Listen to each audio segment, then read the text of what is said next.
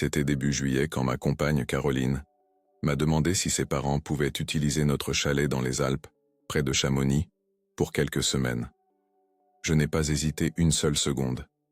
Ils avaient toujours été charmants, avec moi. Sa mère préparait de merveilleux gâteaux de Savoie les week-ends, et son père avait toujours une blague un peu lourde au coin des lèvres. De plus, nous n'avions pas prévu d'utiliser le chalet avant septembre, après la saison estivale, et j'étais content de leur offrir un refuge tranquille à la montagne. Je leur ai remis les clés en main propres, à son père, Robert. J'ai même mentionné que le chauffe-eau à gaz était capricieux mais rien d'insurmontable. Une semaine a passé, puis deux. Ils semblaient apprécier leur séjour. Caroline recevait des messages occasionnels de sa mère, des photos des sapins couverts de givre le matin, des tasses de chocolat chaud fumant et un bonhomme de paille particulièrement laid qu'ils avaient assemblé dans le jardin. Tout semblait normal, voire idyllique. J'étais heureux qu'ils profitent de l'endroit. Puis un vendredi soir, Caroline a été appelée pour une urgence au travail, et j'ai décidé sur un coup de tête de prendre la voiture et de monter au chalet.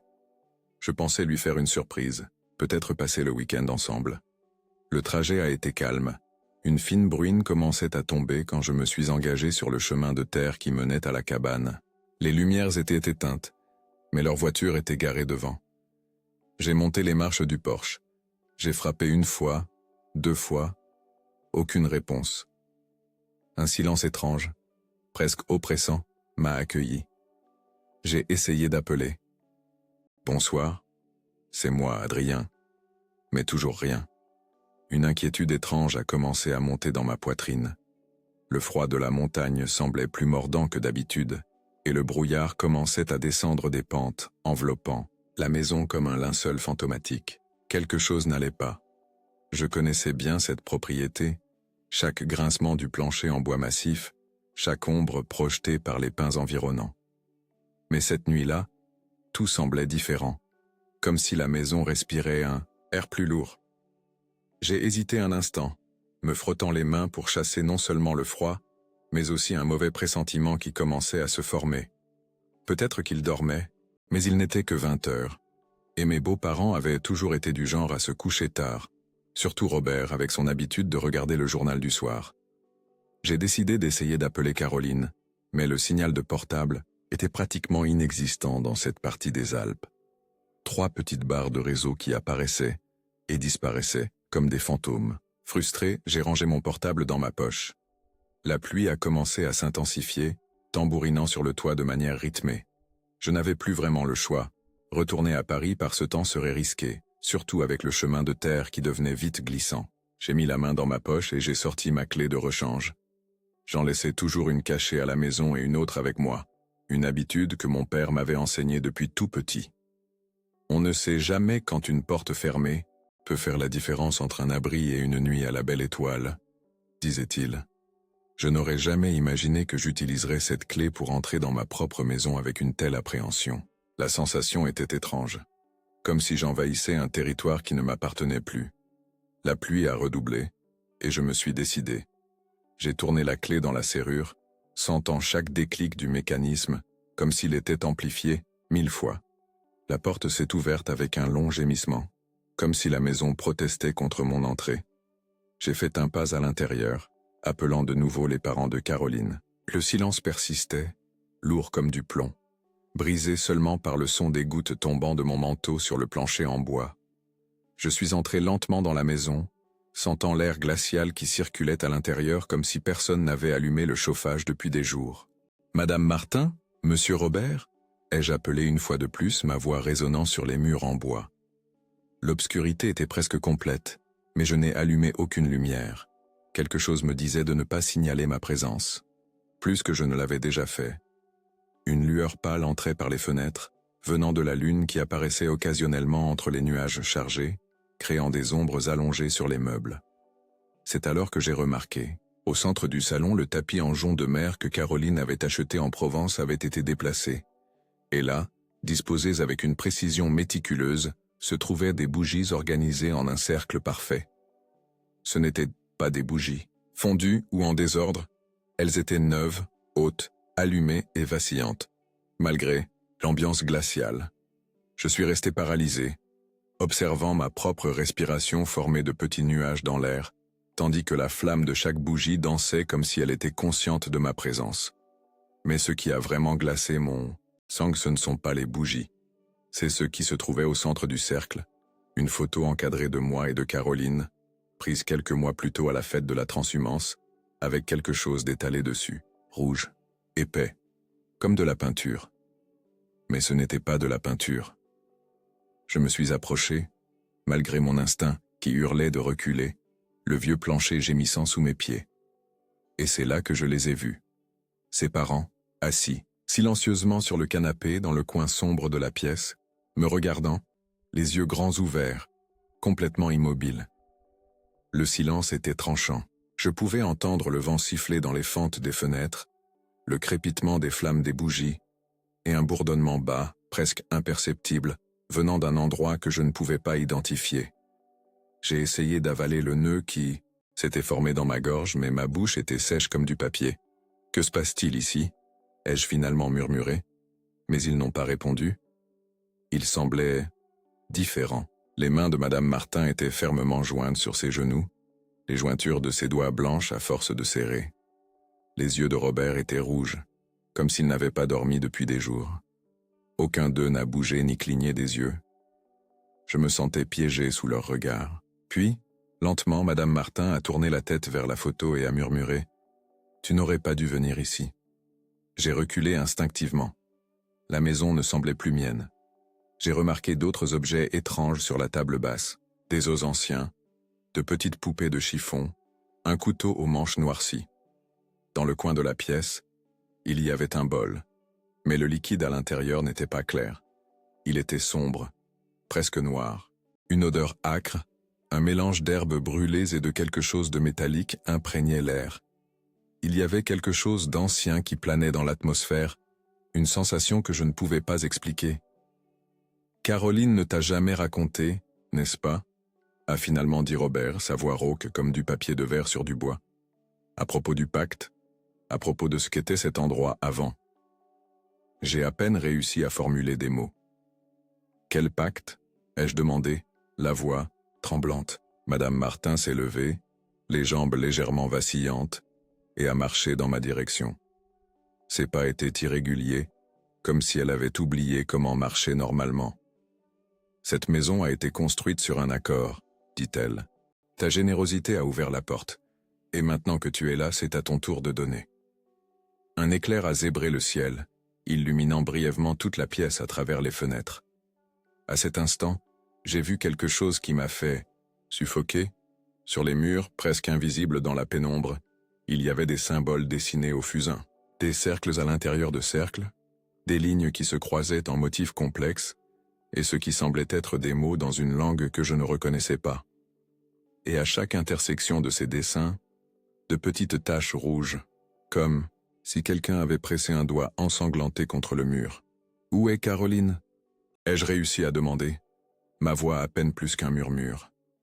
Robert a incliné la tête, comme si la question le déconcertait. « Caroline est là où elle a toujours été », a-t-il répondu énigmatique. « À la maison. » Un frisson m'a parcouru, l'échine. « À la maison ? Mais c'était notre maison, ou du moins c'est ce que je pensais. » J'ai de nouveau regardé la photo au centre du cercle. La tache rouge semblait s'être déplacée, couvrant maintenant la moitié de mon visage sur l'image. Je me suis frotté les yeux, pensant que ce devait être un tour de lumière.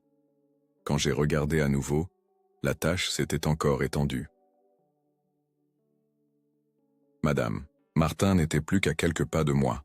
De près, je pouvais voir que ses yeux étaient différents, les pupilles dilatées au point de presque effacer l'iris. « Ne résiste pas, Adrien », a-t-elle murmuré. « C'est plus facile quand… »« Tu acceptes ?» demanda Caroline. J'ai chuchoté « Que se passe-t-il ?» Mais ils sont restés silencieux. Ce regard vide me transperçait comme des aiguilles de glace. J'ai fait un autre pas en arrière, mes pieds rencontrant la limite du tapis déplacé. Je ne pouvais pas comprendre comment ces gens que je connaissais, qui mangeaient des grillades dans le jardin de ma maison à Paris, qui apportèrent des cadeaux aux fêtes de fin d'année, s'étaient transformés en ces figures inquiétantes devant moi. « Tu ne t'es jamais demandé pourquoi le prix de cette maison était si bas ?» La voix de Robert a déchiré le silence. « Pourquoi personne ne voulait acheter un si beau chalet dans un endroit aussi privilégié? En effet, quand j'ai acheté la maison il y a 2 ans, j'ai pensé avoir fait une excellente affaire. L'agent immobilier semblait pressé de conclure la vente, offrant des conditions de plus en plus avantageuses, presque désespérées.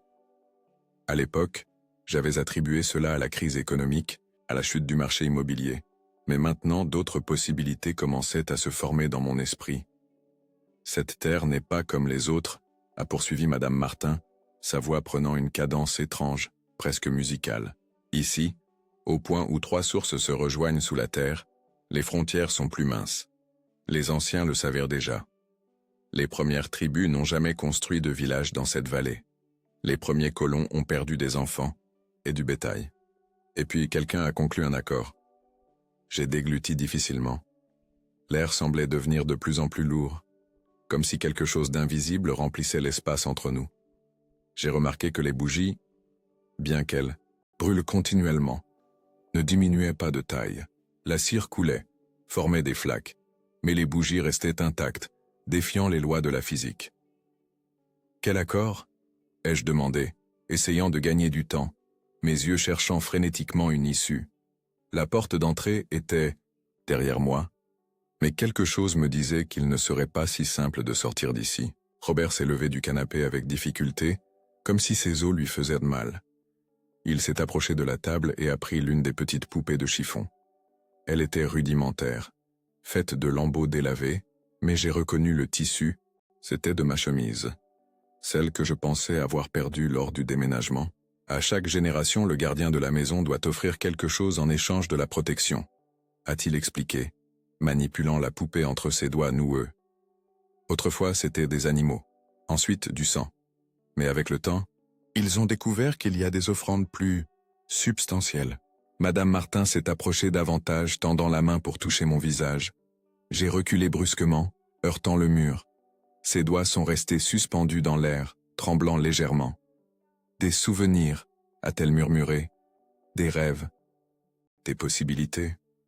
Ce qui aurait pu être, mais ne sera jamais. Une vie non vécue. C'est ce qui nourrit l'accord maintenant. Vous êtes fou, ai-je réussi à dire, ma voix s'éteignant à la fin. Où est Caroline? Qu'est-ce que vous lui avez fait?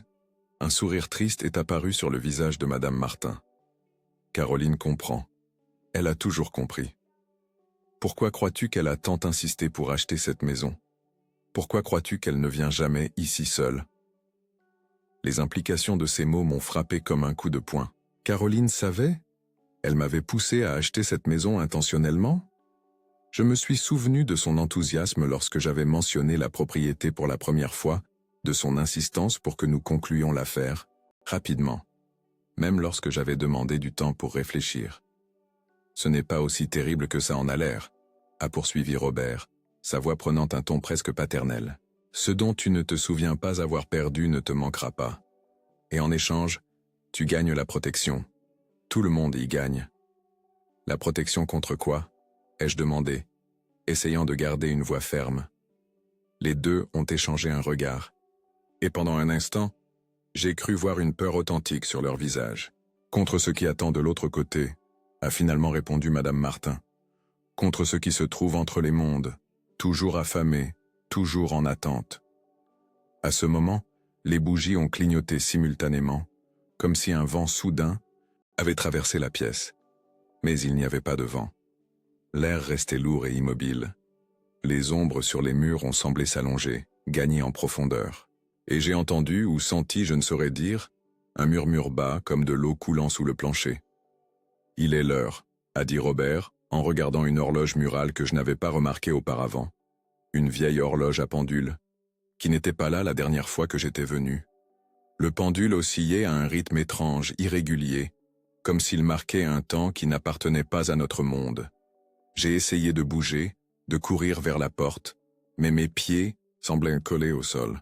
Un engourdissement étrange a commencé à monter le long de mes jambes, et j'ai réalisé avec horreur que je ne sentais plus mes orteils. « Ne lutte pas, Adrien », a dit Madame Martin, me tenant maintenant les épaules avec une force surprenante pour une femme de son âge. « Plus tu résisteras, plus ce sera difficile », demanda Michel. « Qui est Michel ?» ai-je réussi à articuler, tandis que l'engourdissement atteignait mes genoux. L'ancien propriétaire, a répondu Robert, ouvrant un tiroir de la petite table, d'appoint. De l'intérieur, il a retiré une photographie encadrée, jaunie par le temps. Elle montrait un jeune homme, souriant devant la même maison, mais la construction semblait plus neuve, fraîchement peinte. Il a résisté. Il a voulu rompre l'accord, tenter une nouvelle voie. Robert a retourné la photo. Au dos, il y avait une date, 1987. On n'a retrouvé que ses chaussures. J'ai chancelé en arrière vers le couloir, mon esprit essayant de traiter l'absurdité de cette situation. Je devais sortir d'ici. Peu importait ce qu'il voulait en dire. Tout semblait être de la folie. Mais quand je me suis retourné pour prendre mon sac à dos et mes clés, j'ai réalisé que la porte d'entrée n'était plus ouverte. Elle s'était refermée. Et je n'avais entendu aucun son. J'ai saisi la poignée, verrouillé. J'ai essayé. Les fenêtres. Scellées. Mon cœur battait la chamade dans mes oreilles. En désespoir de cause, j'ai couru à l'étage, espérant que peut-être une des fenêtres de la chambre d'amis céderait. Mais je me suis arrêté, glacé, dans le couloir. Le mur qui affichait auparavant des photos de nos randonnées au Mont Blanc et de nos promenades à Chamonix était maintenant couvert de dessins au fusain. Des représentations déformées d'un homme, moi, entouré de silhouettes sans visage. Certaines me montraient à genoux, d'autres, pire. Toutes étaient signées dans le coin. C'est Caroline, ma Caroline. J'ai essayé de prendre mon téléphone pour l'appeler, mais il n'y avait pas de réseau. Juste de la friture quand j'ai essayé le téléphone fixe que nous gardions dans la maison. Puis j'ai entendu des pas en bas, calmes, délibérés, et une voix qui n'appartenait à aucun de ses parents. Une troisième voix, basse, rauque, chuchotant quelque chose dans une langue que je ne comprenais pas. J'ai retenu ma respiration. L'air est devenu plus lourd, plus difficile à inhaler. Et c'est là que j'ai compris, ce n'était plus une visite spontanée.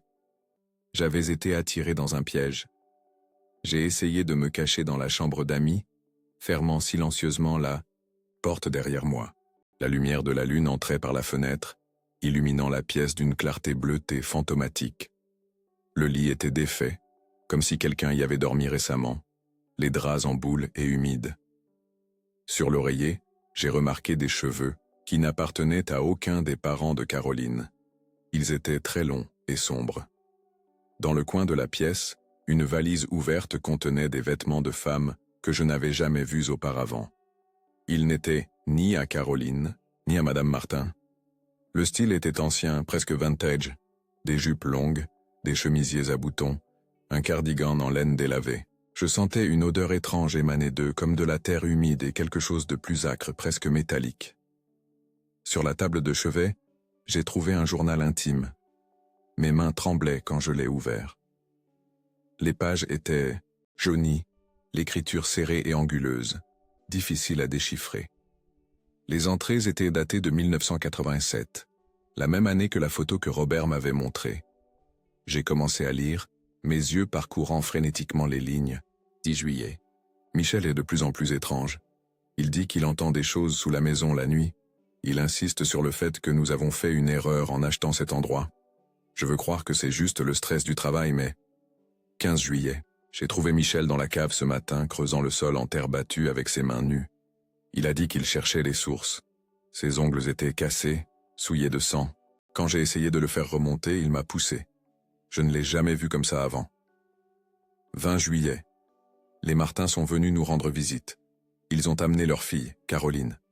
Une enfant étrange, trop silencieuse pour ses 6 ans. Elle a passé tout son temps à dessiner.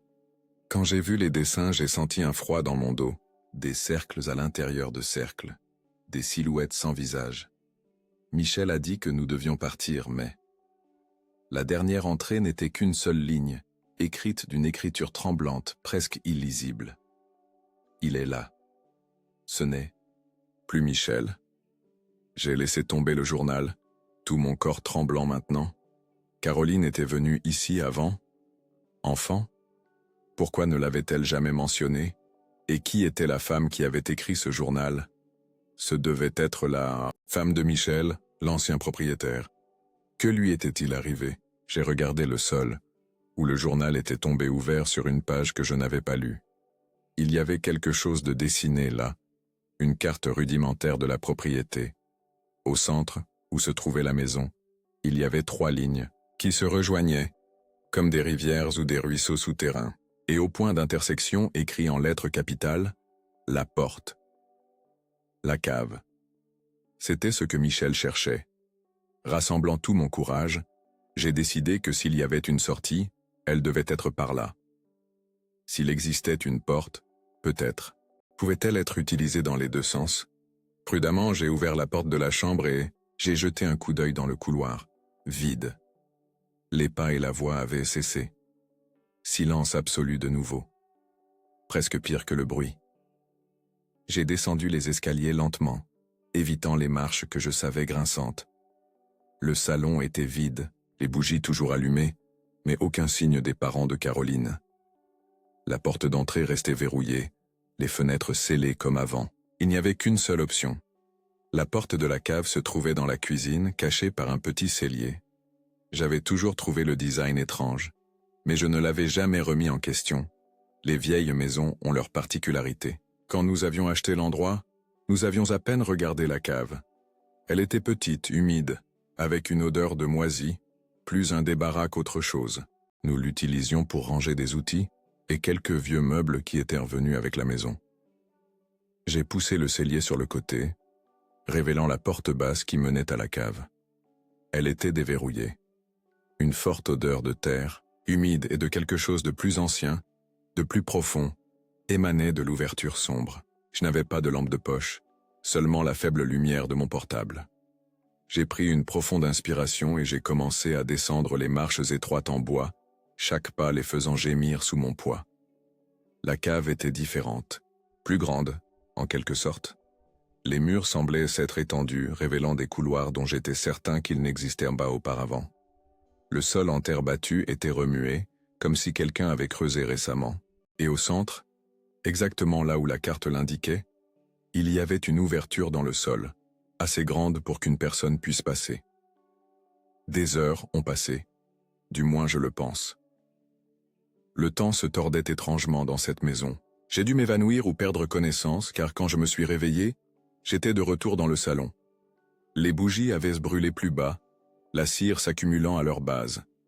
J'étais assis au centre du cercle, la photo avait disparu. Les parents de Caroline se tenaient debout, un de chaque côté.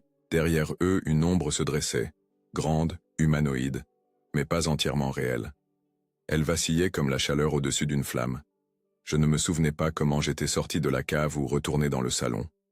Mon dernier souvenir était d'être devant cette ouverture dans la terre, regardant l'obscurité en dessous, sentant un vent froid et ancien souffler de là-bas. J'avais descendu les premières marches creusées dans le sol quand j'ai entendu cette 3e voix à nouveau, plus proche cette fois, chuchotant mon nom. Après ça, seulement des fragments. Une sensation de chute, des mains me traînant, et l'odeur de terre mouillée se transformant en quelque chose de plus doux, presque écœurant. Robert a posé une main sur mon épaule. « Ça ne demandera pas grand-chose », a-t-il murmuré. « Juste une partie de toi. Un souvenir. Une promesse. » Madame Martin s'est agenouillée devant moi, des larmes coulant maintenant librement sur son visage. « S'il te plaît, Adrien, » a-t-elle imploré. « C'est soit toi, soit elle. Tu es venu en premier, ce nom.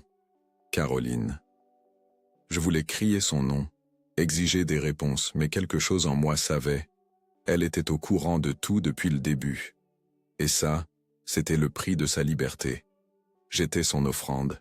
J'étais la gentillesse qui avait coûté trop cher. J'ai regardé la silhouette sombre et elle a fait un pas en avant. À l'instant où elle a bougé, j'ai senti quelque chose de glacial me parcourir l'échine. Ce n'était pas une personne, ni même une créature tangible. C'était comme si un morceau de l'obscurité elle-même s'était détaché des ombres. Elle n'avait pas de traits discernables. Juste une suggestion de forme humanoïde, plus dense au centre, et se dissipant sur les bords, comme une fumée noire en mouvement constant. « Qu'est-ce que c'est » ai-je réussi à demander, ma voix à peine plus qu'un murmure. « Le gardien » a répondu Robert, « le veilleur de la frontière. » « La frontière entre quoi » Madame Martin a souri tristement. « Entre ce que nous savons et ce que nous craignons. entre ce que nous voyons et ce qui existe dans les interstices du monde. La silhouette a fait un autre pas, et j'ai senti l'air autour de moi se refroidir, considérablement. Ma respiration formait d'épais nuages de vapeur. Les bougies ont vacillé, manquant de s'éteindre, mais elles ont résisté, leurs flammes maintenant bleues et froides.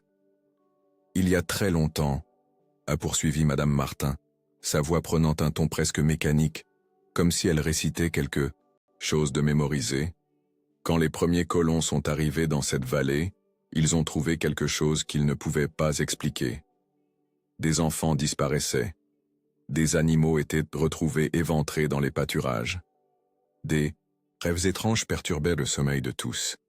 Et puis le curé du village a découvert l'existence des 3 sources qui se rejoignent ici, sous cette terre.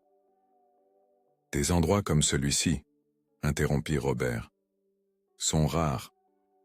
Des points où la réalité est plus fine, où ce qui est au-delà peut traverser plus facilement. La silhouette sombre a avancé, d'un pas de plus maintenant à moins d'1 mètre de moi. Une odeur étrange émanait d'elle, pas désagréable, étonnamment. Elle rappelait le pain frais, la terre après la pluie, et quelque chose de métallique, comme le sang. Le curé a conclu un accord, a continué Madame Martin. Une offrande régulière en échange de la protection. La créature a accepté. Les disparitions ont cessé. Le village a prospéré. Quand le curé est mort, l'accord est passé au gardien, suivant. Et ainsi de suite, jusqu'à arriver à Michel. Et puis à nous. Et puis à Caroline, ai-je complété, commençant à comprendre. Madame Martin a hoché lentement la tête. Elle a grandi en sachant cela. Les Martins sont une vieille famille de cette région. Quand nous avons vu l'opportunité de passer le fardeau, comprends bien, ce n'est pas de la méchanceté, c'est de la survie. La silhouette a étendu ce qui semblait être une main, un appendice plus sombre et plus dense que le reste de la silhouette. Elle ne m'a pas touché physiquement, mais j'ai senti quelque chose de glacial traverser ma peau, atteignant plus profondément, remuant quelque chose qui n'était ni chair ni os. Des images ont commencé à clignoter dans mon esprit, moi et Caroline à notre premier rendez-vous. La première fois que nous avons visité Chamonix ensemble, le moment où nous avons décidé d'acheter le chalet. Mais il y avait quelque chose d'étrange dans ces souvenirs maintenant. Comme s'ils étaient vus à travers une vitre embuée, les détails commençaient à se dissoudre, les couleurs à s'estomper, les émotions à devenir distantes. « Qu'est-ce qui m'arrive » ai-je demandé, ma voix sonnant étrange à mes propres oreilles. Il se nourrit, a expliqué Robert calmement, des possibilités, des chemins non empruntés, des futurs qui n'auront jamais lieu. J'ai essayé de me lever, de me battre, de courir, mais mon corps ne répondait pas. J'étais piégé là, au centre de ce cercle de bougies, tandis que la créature sombre continuait d'extraire de moi quelque chose que je ne savais même pas que je possédais. « Pourquoi, Caroline » ai-je réussi à demander. « Pourquoi m'a-t-elle choisi pour ça ?» Un lourd silence a suivi. Madame Martin et Robert ont échangé des regards, comme s'ils décidaient de ce qu'ils allaient révéler. « Caroline n'est pas notre fille biologique », a finalement dit Madame Martin. « Elle a été trouvée, il y a 30 ans, dans la forêt, près des sources. Une enfant d'environ 6 ans, sans mémoire, sans passé. L'accord l'a amenée. L'accord la maintient. » Quelque chose en moi s'est brisé en entendant cela, non seulement à cause de l'horreur de la révélation, mais parce que, au fond, cela expliquait tant de choses sur Caroline.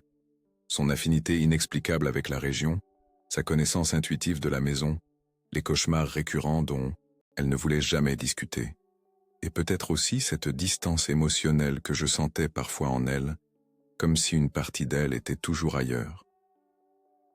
La créature s'est approchée davantage, planant maintenant directement au-dessus de moi. Sa forme semblait avaler la lumière environnante, créant un vide dans le tissu de la réalité. Et à ce moment, j'ai compris qu'il n'y avait pas d'échappatoire. C'était le choix qui ne m'avait pas été donné. Être consumé pour maintenir l'équilibre de quelque chose que je comprenais à peine.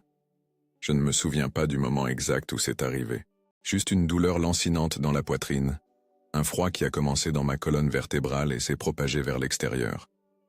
Quand je me suis réveillé à nouveau, j'étais allongé sur le porche. Le soleil du matin se levait. La neige autour de moi était intacte. Pas de traces de pas, pas de marques de pneus. La maison derrière moi semblait normale, comme si rien ne s'était passé. J'ai titubé jusqu'à ma voiture. Elle a démarré au premier essai. Je n'ai pas regardé en arrière. J'ai conduit directement jusqu'à Paris à peine conscient de la route. Quand je suis arrivé à la maison, Caroline avait disparu. Ses affaires, sa brosse à dents, ses vêtements, tout avait disparu. Comme si elle n'avait jamais vécu avec moi. Aucun appel n'aboutissait. Son numéro était déconnecté. Quelques semaines ont passé, puis des mois. J'ai déménagé, j'ai essayé de reconstruire ma vie. J'ai trouvé un travail à Lyon, loin des montagnes, dans un endroit où la neige était rare. J'ai commencé à fréquenter un groupe de thérapie, bien que je n'ai jamais raconté la véritable histoire. Qui me croirait? Je parlais seulement d'abandon d'une relation qui s'est terminée brusquement, de questions sans réponse. Au début, je l'ai cherché frénétiquement. J'ai visité la maison de ses parents à Paris pour découvrir que l'adresse que j'avais n'existait pas. L'entreprise où elle disait travailler n'avait aucune trace d'une Caroline Martin. Les photos que nous avions ensemble semblaient délavées, comme si son image s'effaçait progressivement. Sur l'une d'elles, son visage n'était qu'une tache indistincte. J'ai consulté des détectives privés, j'ai mis des annonces dans les journaux, j'ai fouillé les réseaux sociaux. Rien. C'était comme si elle avait été effacée du monde, ou comme si elle n'avait jamais existé, sauf dans mes souvenirs de plus en plus fragmentés. Et puis, presque un an plus tard, j'ai reçu une lettre, sans expéditeur, juste mon nom et mon adresse actuelle écrits d'une écriture que j'ai reconnue immédiatement. À l'intérieur, un unique morceau de papier avec un message. Merci pour ta générosité. N'essaie jamais de revenir. Ce fut la dernière communication. J'ai pensé à brûler la lettre, mais je n'ai pas pu. Je l'ai gardée dans une boîte en métal, avec la seule photo où son visage était encore vaguement visible, et la clé du chalet dans les Alpes. Un chalet qui, j'ai découvert plus tard, n'était plus à mon nom. Les registres indiquaient que la propriété appartenait à la famille Martin depuis 1940. Mais certaines nuits, quand le vent hurle et que je ferme les yeux, je jure que j'entends sa voix, ou celle de ses parents, ou quelque chose de complètement différent. Et parfois, quand je me regarde dans le miroir, je ne me vois pas moi-même, pas vraiment. Juste un aperçu de quelqu'un qui a trop donné, par amour. Les cauchemars n'ont jamais complètement cessé. Toujours le même scénario. Moi dans la cave de cette maison, devant l'ouverture dans la terre, entendant des voix appeler d'en bas. Et Caroline, debout derrière moi chuchotant « Saute, c'est le seul moyen de me retrouver ». Une de ces nuits, après un cauchemar particulièrement vif, je me suis réveillé en sueur. Quelque chose m'a poussé à vérifier la boîte où je gardais ses souvenirs. La photo avait encore changé. Maintenant, là où se trouvait Caroline, il n'y avait que la silhouette d'un enfant, avec des yeux étrangement brillants. Et au dos de la photo, un message qui n'y était pas avant. 30 ans.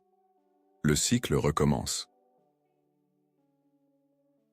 J'ai fait le calcul. Si Caroline avait été trouvée il y a 30 ans, à l'âge apparent de 6 ans, et qu'un autre cycle était sur le point de commencer, qu'est-ce que cela signifiait? Qui ou quoi était-elle vraiment?